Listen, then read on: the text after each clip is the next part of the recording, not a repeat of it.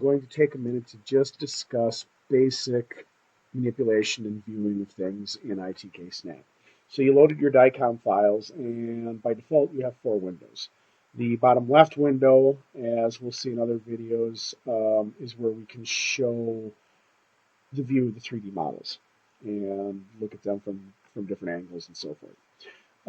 The other windows show you the model from the top view, from a superior view, one from the side view, and then one from a front view. Now, to view these images, if you have a mouse with a middle wheel, all that you need to do is roll the wheel, and it will allow you to scroll through the layers of the image in whichever window you happen to be on.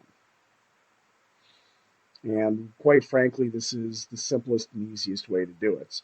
But likewise, if you grab the left mouse button and push that down, you can use that to manipulate your location as well. Above and beyond that, you can use the right mouse button to zoom in or out as need be.